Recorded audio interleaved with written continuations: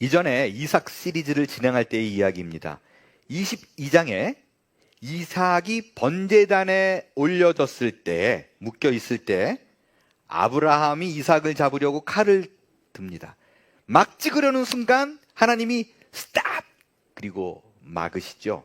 그리고 이삭을 대신해서 순양을 준비해 놓아서 순양을 대신 제사한 부분이 등장을 합니다. 그래서 이삭을 대신해서 순양을 잡아 제사를 드렸더라라는 것이 22장에 나온 내용이었어요. 이 설교를 했을 때 어느 분이 지금까지는 이삭이 예수님의 그림자, 그 번제단에 올려진 이삭이 예수님의 그림자, 즉 예표인 줄 알았는데 알고 보니 수장이 예수님의 예표였다는 얘기를 하는 것을 제가 들었습니다. 여러분 어떻게 생각하시나요? 지금까지는 번제단 당연히 예수님의 모형으로 생각했어요.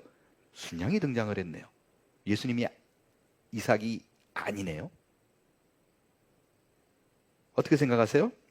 아마 제 설교를 들었을 당시에 그때 들었던 분들은 아마 지금 하신 이분의 말씀에 동의를 하거나 아니면 갸우뚱했을 거예요.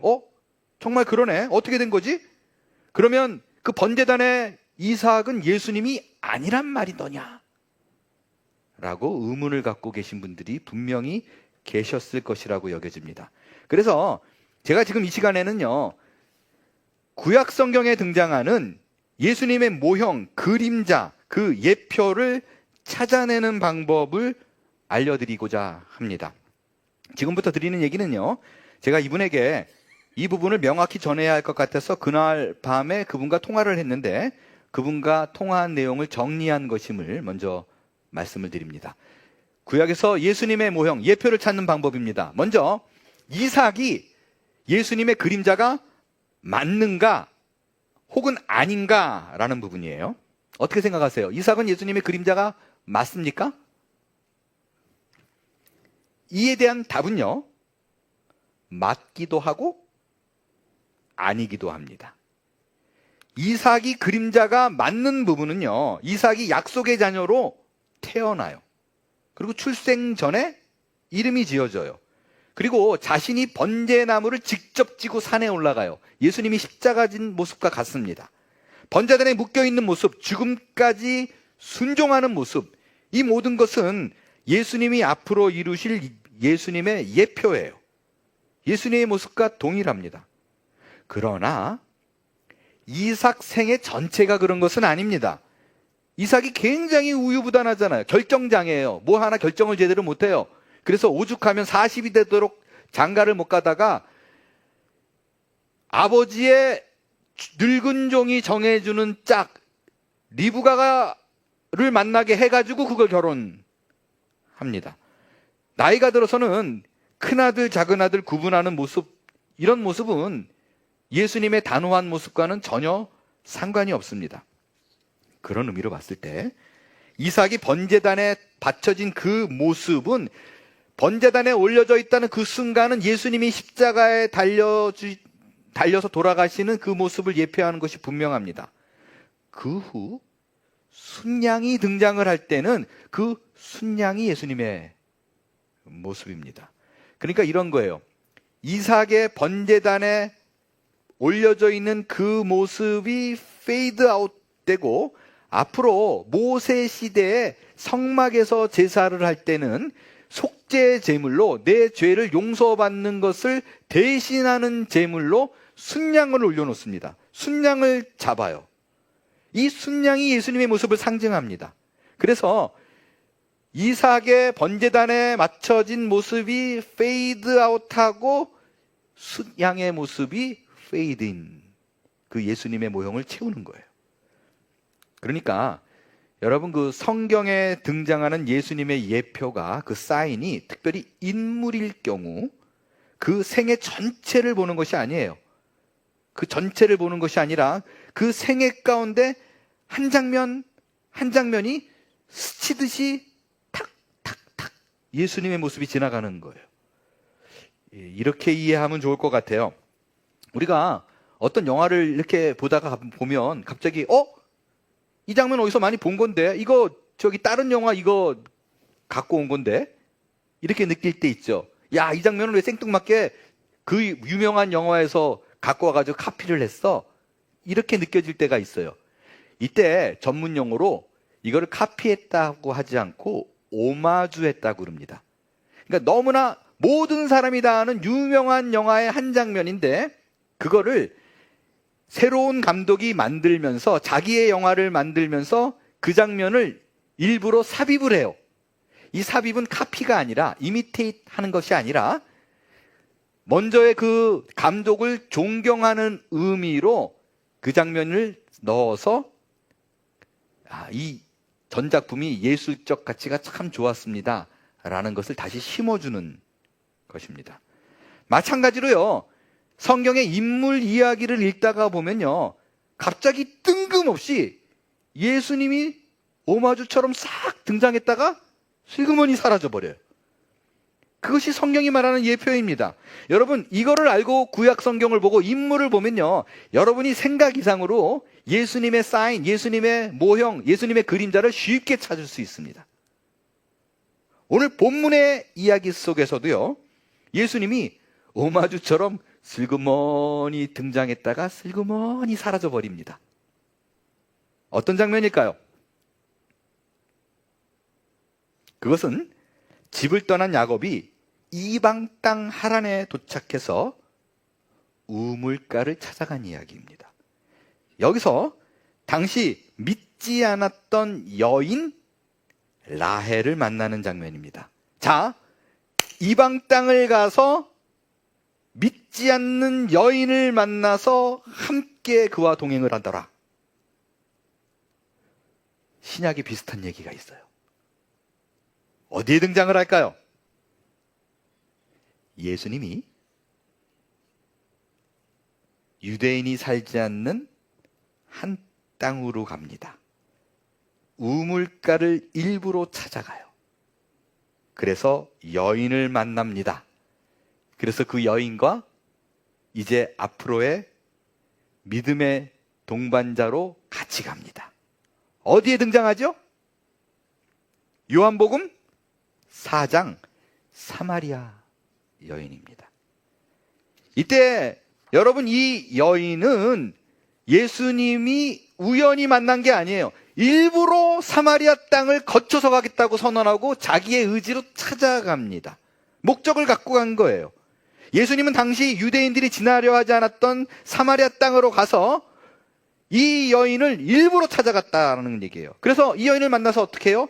본인이 생명의 생수임을 소개하고 그 여인에게 복음을 전해서 그녀를 믿음의 사람으로 만듭니다. 오늘 본문에 야곱이 우물가를 찾아와요. 야곱이 우물가를 찾아온 이유는 목적이 분명해요. 여인을 찾아 나선 거예요. 결혼할 여인, 함께할 여인을 찾아간 거예요. 그래서 라헬을 만납니다. 그래서 사막 땅에서 생명과 다름없는 우물물을 야곱이 퍼서 먹입니다. 이 우물을 퍼낼 때 야곱이 독특한 행동을 하나 합니다. 그건 뭐냐면 우물을 막고 있던 큰 돌을 옮겨놓고 그리고 우물물을 퍼올릅니다. 여러분, 이것은 마치 예수님이 돌판에 새겨진 은혜를 막고 있는 큰 돌판 율법을 치우고 생명수를 퍼내어 먹이고 있는 모습과 흡사합니다. 이 물을 먹이는 만남을 통해서 결국에는 라헬이 예수님과 야곱과 함께 믿음의 생애를 동참하게 돼요. 이것이 오늘 본문에 나타난 예수님의 예표, 모형, 그림자입니다. 자, 이제는 야곱을 다른 각도로 바라보겠어요. 야곱을 예수님의 예표가 아닌 하나님의 택함 받은 백성으로 그의 자녀된 입장으로 재조명해서 하나님의 선택받은 백성에게 어떻게 하나님의 은혜가 임하는가 라는 부분을 생각해 보겠습니다. 지금 야곱이 집을 떠나서 간신히 하란 땅에 도착을 해요. 약 500마일, 그러니까 20-30일은 좋게 걸렸을 거리입니다. 이 하란 땅에 도착했을 때 상황을 기록한 것이 29장인데 여러분 그 29장의 문을 열면서요, 한국말 개역 성경에는 이게 히브리 말로 굉장히 중요한 단어인데 실수로 빼놨어요. 그런 히브리 단어가 하나가 있어요. 그 단어는 히네라는 히브리 말입니다. 2절에 야곱이 막 우물에 도착했을 때도 사실 2절 첫 앞부분에 히네라고 써 있어요. 그리고 우물가에 도착한 야곱이 그곳 사람들에게 삼촌 라반에 대한 안부를 묻습니다. 평안하냐? 그럴 때 이들이 평안하냐라는 대답을 해줘요. 그 직후에도 이들이 평안하다라고 말한 후에 히네라는 단어가 나와요. 자, 히네라는 말이 무슨 말인가?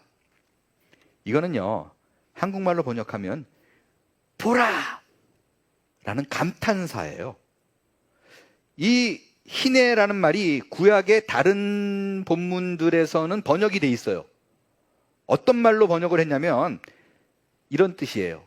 그때 마침 그 시간에 때마침, 이런 표현으로의 마침이라는 at the right moment 라는 뜻으로 번역을 했어요. 대표적으로요, 룻기 2장에 보면 룻이 이삭을 줍기 위해서 보아스의 밭에 나갑니다.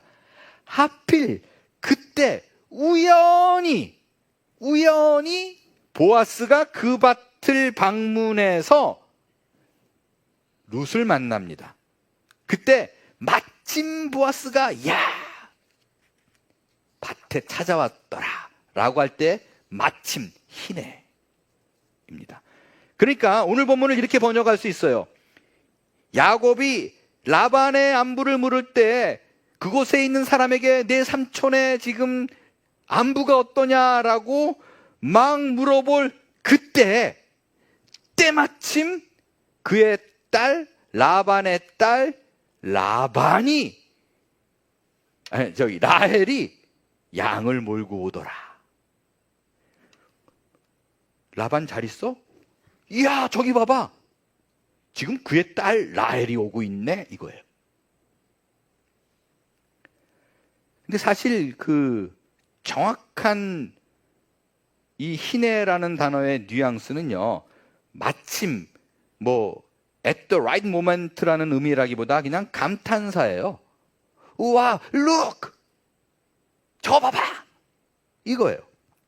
영어 성경에도 look라고 번역했어요. 아니, 세상에나 물어보자마자 이런 일이 벌어져? 도착하자마자 이런 일이 벌어져? 어떻게 그런 일이 벌어질 수 있어? 세상에 이런 일이. 이런 뉘앙스를 가진 게 마침이라고 번역된 히네입니다. 그러니까 야곱이 하란에 왜 왔어요? 결혼하려고 왔어요. 여자를 찾아왔어요. 라반을 찾아왔어요. 근데 도착하고 안부를 묻자마자 아니 세상에 무슨 짜맞춘 듯이 그녀가 등장을 해. 야, 저기 봐봐. 그런 뜻이에요. 여러분, 성경이 지금 뭘 말하고 있어요? 하나님께서 우리에게 일하실 때는요, 우연을 가장해서 우리에게 찾아온다라는 것입니다. 웹소설 중에 우연을 가장한 필연이라는 소설이 있어요. 저는 이것을 우연을 가장한 하나님의 인도라고 말하고 싶습니다. 여러분, 성경에는요, 이런 우연을 가장한 하나님의 인도가 너무나 많아요. 우리가 사실 살아가면서 제일 궁금한 게 특별히 중요한 일을 앞두고는 이런 거 아닌가요? 아, 이게 정말 하나님의 뜻이 맞는가 아닌가? 아, 좀 얘기해 줬으면 좋겠는데 막 궁금하고 속 터지고 이럴 때 있죠. 많은 경우에 꼭 딱 떨어지진 않지만 많은 경우에 이게 하나님의 뜻인가 아닌가를 판단할 수 있는 가장 좋은 증거가 이 일을 진행하는 과정 속에 놀랍도록 딱딱딱 맞아 떨어지는 일들이 발생한다 라는 것입니다. 창세기 24장에 보면 아브라함의 늙은 종이 이삭의 아내를 찾기 위해서 메소포타미아로 갑니다. 메소포타미아 그 모르는 땅에 도착해서 우물가에 앉아서 하나님 앞에 기도해요. 하나님, 아브라함의 아들 이삭, 나를 좀 사용하셔서 그 이삭의 아내를 만나게 해 주십시오라고 기도를 하는데 그 긴 기도가 끝나기도 전에 때마침 리브가가 물동이를 메고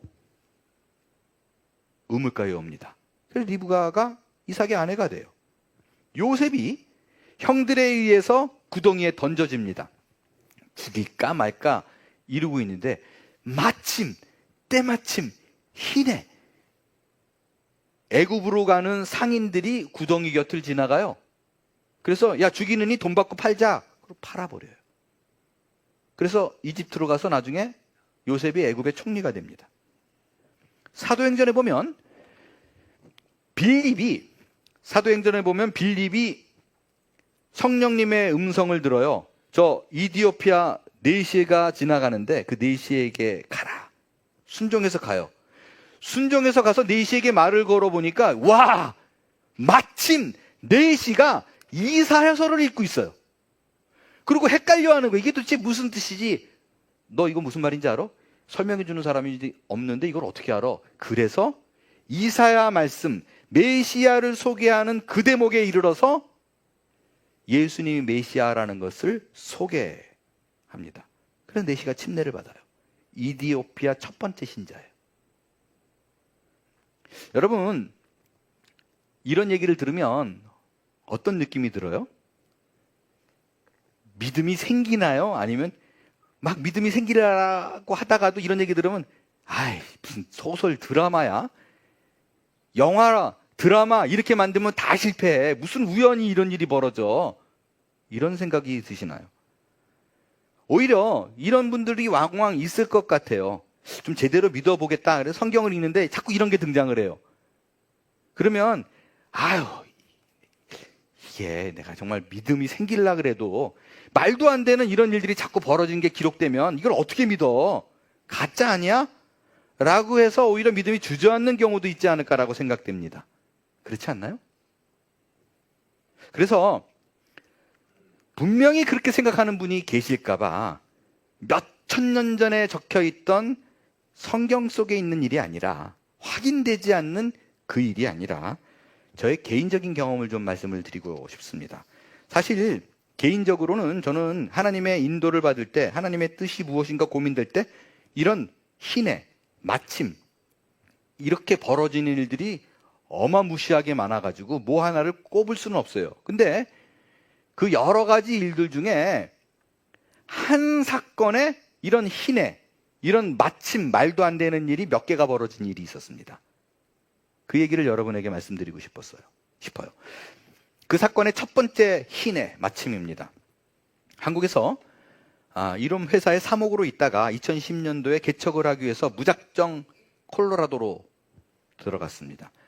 근데 이게 길이 쉽게 안 열리는 거예요. 저는 믿음으로 개척을 하리라 그러고 미국에 가면 막 길이 열리고 그럴 줄 알았더니 뭐 개척하자 그러는 사람도 없고, 그럼 우리끼리 하자, 가족끼리 하자 라고 마음을 먹자니 돈이 없고 너무 고민이 되는 거예요. 기도 많이 했어요. 정말 빼짝빼짝 말라 들어가도록 기도를 했어요. 근데 이게 1년이 넘어가니까 죽겠더라고요.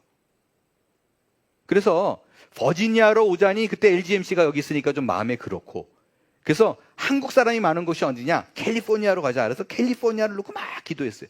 문이 안 열려요. 근데 전혀 뜻하지 않게 그 콜로라도 스프링스의 시골 동네에 자그마한 교회에 이동원 목사님이 부흥회로 오신다는 거예요. 근데 제가 한국 떠날 때 이동원 목사님한테 개척합니다 그리고 자신 있게 얘기했는데 1년째 아무것도 안 하고 있으니까 못 찾아가겠는 거예요. 고민하다가 그래도 나중에 내가 여기 있다는 거 알면 얼마나 기분이 안 좋으실까. 그래서 인사만 드리고 나오자 싶어가지고 인사를 드렸더니 깜짝 놀라시더라고요. 그리고 방에 들어가 있으라고 들어갔어요. 아니, 개척하려고 한다는 사람이 여기 왜 있어? 그러더라고요. 근데 진짜 아무런 계획이 없었는데 저 다음 달에 개척하려고요. 이거 진짜 아무 계획이 없었어요. 그랬더니 어디서 하려고? 이렇게 물으시더라고요. 근데 들은 얘기는 있어요. 한국 사람 많은 곳이 플러튼과 얼바인이라고. 그래서 플러튼 아니면 얼바인에서 하려고요. 그렇게 얘기했어요. 그랬더니 도전하기 좋은 동네네. 근데 사모님이 들어오시니까 이수용 목사가 얼바인에서 개척한대 그러더라고요. 그래서 얼바인이다. 그래서 그 자리에서 이제 목사님하고 얘기 나눠서 뭐 지원자가 없다 뭐 그랬더니 그냥 얼바인 지구촌교회하고 로고를 그대로 쓰면 이제 교회에서 행정 지원해주겠다 그러시더라고요. 그래서 시작하게 된 거예요. 근데 나중에는 물론 재정 지원을 해 주셨어요. 그러니까 전혀 계획지 않았던 뜻밖의 만남, 이동원 목사님의 만남이 교회를 시작하게 됐어요. 이제 교회를 얼바인 지구촌 교회로 결정을 했어요. 그 즉시 캘리포니아로 가가지고 3일 동안 집들을 막 찾아다녔어요. 얼바인에. 그랬더니 한 30명이 들어갈 수 있을 만한 집이 하나 나오더라고요. 돈도 없는데 일단 어플리케이션을 넣어놓고 왔어요. 넣어놓고 주일날 도착해서 월요일날 이삿짐 센터에 전화를 걸었습니다. 이사를 가야 되니까. 그랬더니 뜻밖의 말을 듣게 됐어요. 그 사람이 저기 선생님을 모시러 콜로라도에 일부러 갈 수는 없고요. 가끔 가다가 동부에서 서부로 지나가는 트럭이 있어요. 지나가는 차가 있으면 그때 들를게요. 언제인데요? 그랬더니 그거야 모르죠. 그러더라고요. 그랬더니 갑자기 이제 잠깐만요. 그랬더니 누구랑 이렇게 몇 마디 얘기를 하더니 선생님 좋은 일이 있네요. 뭐예요? 그랬더니 수요일날 지나가는 차가 있네요. 그러더라고요. 이틀 남았잖아요. 어플리케이션을 넣어놓고 보통 3, 4일 만에 이게 답을 주기는 어렵잖아요. 근데 이거 놓치면 또 언제 올지 모른다 그러니까 일단 오세요 그러고 얘기를 해놨어요. 화요일날 전화를 걸어도 안 받고 도대체 어플리케이션 액셉트를 안 하는 거예요.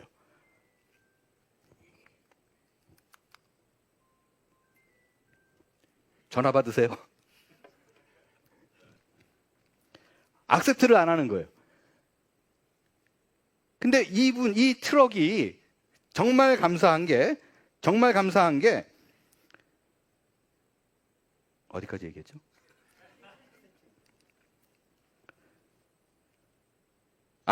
수요일 날 온다고 얘기를 했어요. 근데 월요일 날인데 다행히 이 차가 수요일 날 늦은 밤에 도착을 했어요. 그래서 못 떠나게 된 거예요. 못 떠나게 됐는데 목요일 날 아침에 일어나가지고 이삿짐을 막 싣는 도중에도 액셉트를 안 해요. 그래서 결국에는 이 이삿짐을 다 실은 다음에 드라이버가 자 캘리포니아로 이제 갈 텐데 주소를 달래요. 주소 없다 그랬어요. 근데 그럼 어디로 가냐요? 일단 떠나고 바라고. 그게 무슨 얘기냐요? 도착하기 전까지 내가 주소 줄게. 그랬더니 그때까지 안 주면 어떡하냐요? 그래가지고 그러면 일단 짐들을 스토리지에 다 넣어놔라. 그랬더니 오케이 그러더니 거짓말처럼 트럭 운전사가 시동을 막 켜는데 집주인에게 연락이 왔어요. 액셉트 됐다고. 그래가지고 막 떠나는 차 이렇게 불러가지고 주소 받았다. 그래서 주소를 받아서 출발을 했어요. 근데 막상 떠나고 나니까 문제가 생겼어요. 짐은 보냈는데 우리는 어떻게 가요? 가족이 4명인데 비행기 타고 가면 되죠. 누가 몰라요? 그 돈이 지금. 어떻게 가요? 근데 정말 믿어지지 않는 일이 벌어졌어요. 거기 공동체 생활을 했는데 공동체 생활을 하던 중에 어느 가정이 급하게 캘리포니아를 갈 일이 생겼어요. 근데 큰 차가 필요해요. 뭘 싣고 와야 되기 때문에. 그래서 연예인들이 타는 큰 밴 있잖아요. 그거를 타고 가야 된대요. 언제 떠나냐 그랬더니 목요일 날 떠난대요.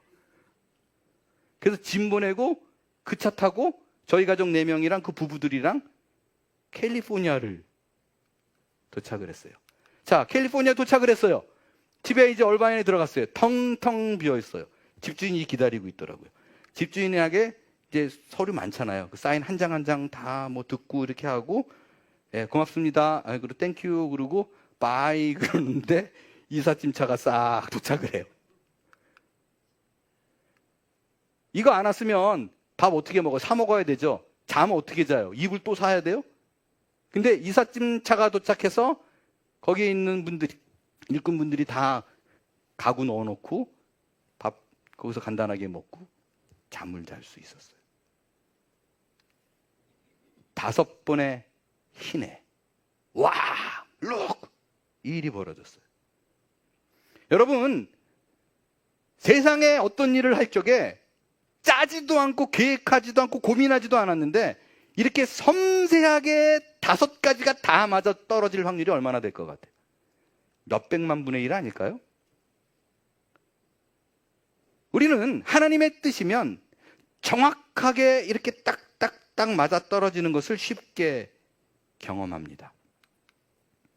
이게 야곱에게 일어난 일이었고 우연을 가장한 하나님의 인도입니다. 여기서 문제가 있어요. 잘 보세요. 야곱은 분명한 하나님의 인도로 하란에 왔어요. 그리고 이곳에서 외삼촌 딸들을 만나서 결혼을 합니다. 그렇죠? 누가 뭐라 그래도 이렇게 맞아떨어지는 것은 하나님의 뜻이 분명합니다. 여기서 아주 당황스러운 일이 발생합니다. 분명히 하나님의 뜻으로 하란에 와서 결혼까지 했는데 일이 안 풀려요. 삼촌 라반의 둘째 딸 라헬을 얻기 위해서 외삼촌의 집에서 딸 주면, 둘째 딸 나에게 주면 7년 내가 공짜로 일할게요. 7년 봉사해요. 근데 외삼촌의 계략으로 사기를 당해요. 원하던 둘째 딸 라헬하고 결혼하지 못하고 삼촌의 계략에 말려서 첫째 딸 레아를 부인으로 맞이합니다. 자기가 원하는 여자가 아니잖아요. 그래서 라헬을 달라 그랬더니 7년을 더 일하래요. 7년을 더 일을 합니다. 그래서 결국에는 원하는 라헬을 얻어요. 행복해야 되잖아요. 뜻밖의 상황이 발생해요. 자매가 무지하게 싸웁니다. 야곱을 두고. 야곱이 평안할 날이 없어요. 이렇게 14년을 일한 후에 집을 나가려고 그랬더니 라반이 잡아요. 이젠 정확하게 품삯을 줄 테니 더 일해라. 품삯을 받는 조건으로 6년을 더 일합니다. 근데 이 삼촌 라반이 장난을 쳐요. 품삯을 10번이나 변경합니다. 갖고 놀아요. 엄청 고생을 해요. 여기서 우리는 이런 생각이 듭니다. 분명히 야곱은 하나님의 뜻으로 그렇게 왔어요. 감탄이 나올 만한 희내, 마침내, 룩! 딱딱딱 맞아떨어지는 속에 결혼을 했어요. 그런데 결과를 보니까 당황스럽습니다. 이거 하나님 뜻이 아닌가? 내 욕심이었나? 왜 이런 일이 벌어지는 거야? 라는 생각이 충분히 들 만한 상황들이 이어집니다. 그렇지 않나요? 지난 주간 중에 어느 교우분하고 차 한잔을 하는 중에 그분이 저에게 이런 질문을 하셨어요.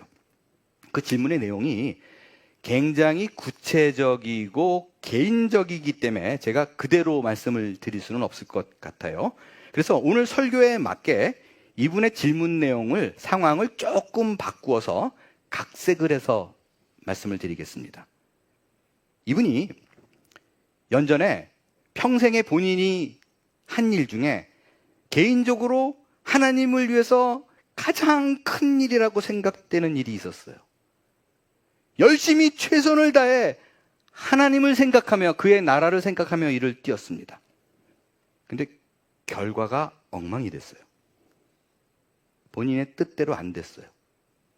실패를 맛보았습니다. 이건 분명히 하나님의 나라의 일인데, 개인 욕심이 아닌데 어떻게 이런 일이 벌어지는가? 큰 시험에 들게 되었습니다. 근데 그분이 저에게 하시는 말씀이, 목사님께서는 설교를 계속 하실 때마다 모든 일은 하나님이 준비하신다, 예비하신다, 이미 알고 계신다라고 하셨는데, 그렇다면 지금 이 일은 예외적으로 하나님이 몰랐던 일인가? 라는 거였었어요.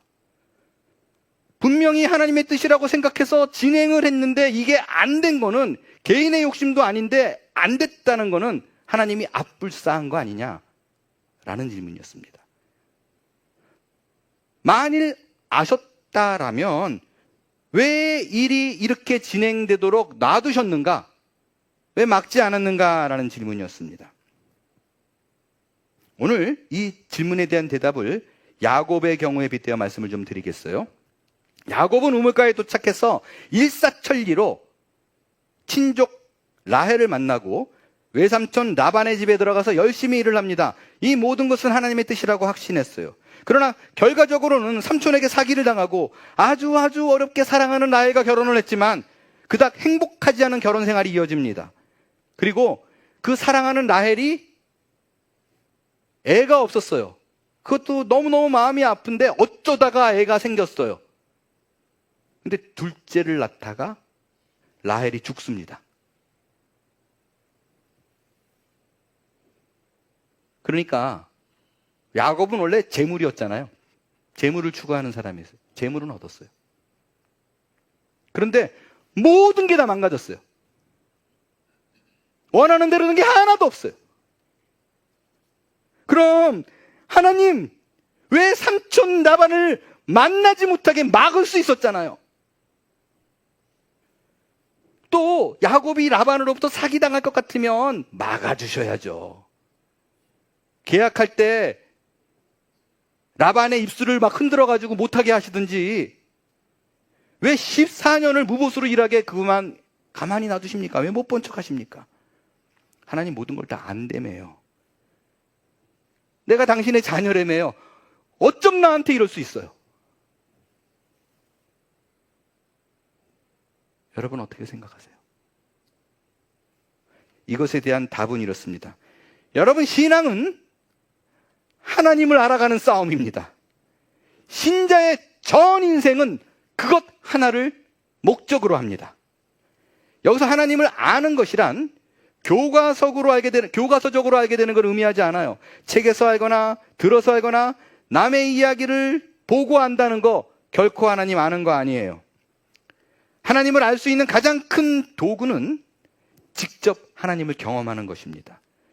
그 경험을 통한 깨달음만이 내 하나님임을 온전히 알 수 있는 유일한 방법입니다.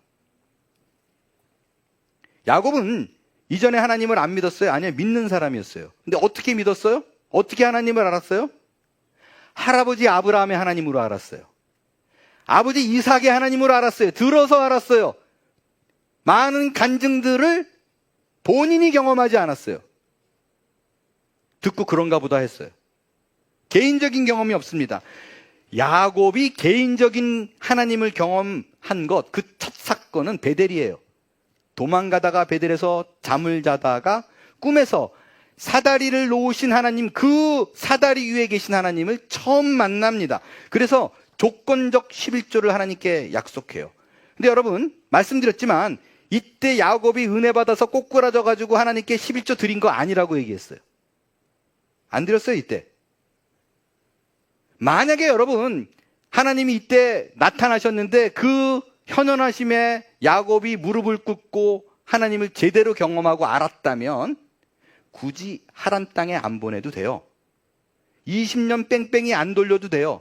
너 돌아서 이삭으로 돌아가 라고 했을 것입니다.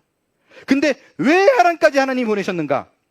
그는 그때까지도 하나님이 직접 나타나서 말씀하셨음에도 불구하고 하나님은 머릿속에 있는 하나님이에요. 실제 경험된 하나님이 아닙니다. 절대로 그거 하나 갖고 야곱 보세요. 하나님을 신뢰하고 의지하고 맡겨놓는 사람 못 됩니다. 그래서 하나님이 야곱의 인생을 만지기 위해서 사기꾼의 대부 삼촌 라반을 만나게 한 거예요. 그거는 전적인 하나님의 뜻이요 의도였습니다. 그래서 그가 라반을 만나요. 20년을 직사하기 고생해요. 뭘 깨달아요? 내 인생 내 맘대로 되는 거 하나도 없다라는 걸 알게 됩니다. 자기 뜻대로 안 돼요. 여러분, 야곱이 처음 당한 사기가 뭐예요? 라헬을 사랑했잖아요, 둘째. 7년을 일했어요. 대가로 라헬을 달라 그랬어요. 그래서 7년을 막 일한 다음에 꿈에 부풀어서 결혼식을 막 치러요. 잔치를 벌여요. 그리고 그 밤에 신방에서 신부를 맞이합니다. 근데 아침에 눈 뜨고 보니까 원매 라헬이 아니라 레아네. 언니예요. 사기당했어요. 그래서 삼촌한테 가서 따지죠. 둘째 딸을 줘야지 왜 첫째 딸을 내 방에 넣어놨냐? 여러분, 라반이 뭐라 그러는지 알아요?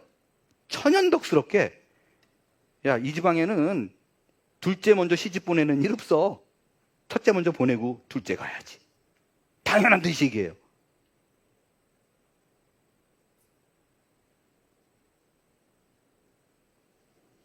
동생이 받아야 될 복을 큰딸이 받은 거예요. 많이 비슷한 장면이 연상이 되죠. 동생 야곱이 이전에 형을 속여서 장자의 복을 받아냈습니다. 아주 비슷해요. 아우를 택하여 결혼하려고 했는데 라반이 사기쳐서 언니를 아내로 줘요. 여러분, 이 레아가 야곱과 동침했을 그 밤의 상황을 한번 생각해 볼게요. 어땠을까? 너무 쉽게 생각해야 돼요. 할 수 있어요.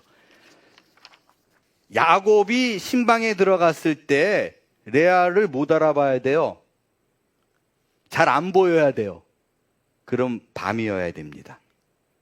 이삭이 눈이 어두웠던 상황과 비슷해요. 잘 안 보여도 정신이 온전하면 금방 구분해요. 근데 그날 밤 술을 많이 먹었어요. 잔치날이었어요. 곤드레 만드레예요. 구분이 잘 안 돼요. 이삭이 헷갈리는 거랑 비슷해요. 몸이 말을 안 들어서. 결정적으로 첫날 밤을 치르기 전에 레아가 그 밤에 소박맞지 않으려면, 쫓겨나지 않으려면 어떻게 해야 돼요? 동생 라헬 흉내를 내야 돼요. 이 모든 상황이 야곱 자신이 아버지를 속였을 때와 똑같은 상황으로 본인이 당합니다. 이것을 시작으로 야곱은 계속적으로 라반에게 농간당해요. 이 일로 그는 20년이 지나면서 내가 뭘 계획세도 되는 게 없구나 라는 걸 알게 됩니다.